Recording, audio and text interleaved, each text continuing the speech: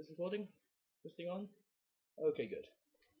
Alright, so here's what how I think things went down.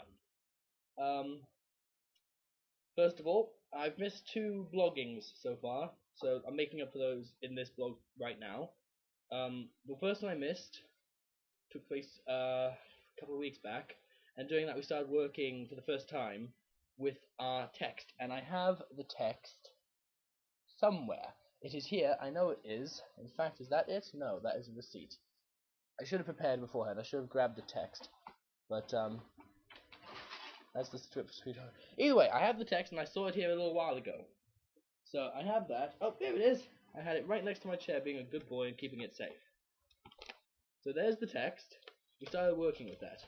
I happen to be doing one on page, I believe it's 45. That's 43. 41.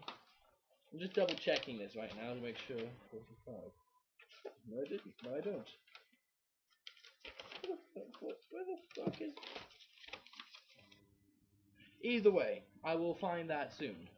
Right, so we started working with that, and started off by basically just reading it and thinking of movements to go along with it. And I started off devising something more text-based. And I thought something very good that could be text-based would be simply me reading the script and then it being recorded, such as this vlog is, and then translated onto a computer screen or TV screen, which is then shown on stage in an installation piece style of thing. I can't recall when this is due to be done. You have to excuse me. I had a birthday beer. And while doing that, we're working with Mike Jones on ideas, just tossing ideas back and forth, you know, just back and forth and all that. I love doing that with the camera. Just yeah. While we're tossing ideas like that around, we thought about using the straps, and it was suggested that I should wrap my head in the straps. And so I tested that out, and we did it, and it worked really well. It worked surprisingly well, in fact. And so we decided to keep that idea, and I decided to keep that idea personally, and wrap my head in the strap, and it created a wonderfully dark image, which goes on with the darkness of the segment I was working with. Whether that is actually my segment or not anymore, I'm actually not certain of. Right. And what worked? What worked was the idea. I think the use of text, that worked very well. What worked? What should we take forward? What we should take forward is definitely this whole individual movements. I think if we had just all of a sudden we just had people just coming out almost like a showcase of all these different individual things, that'd be perfect. And new ideas. Here's an idea for you, which links into the next part of the blog, which is what if we had people coming in doing their showcase of these moves, only they did it as the characters that they've been playing. Like, for example, I've been interested in being Marv, so what if I came out and did my movements like Marv? Just that would be, that's just something I think we should consider very much on this. Right, so that leads me into the next one. That leads me into the next, a little thirsty. So, started working on that, on the next one, and to do that one, first of all, I arrived there.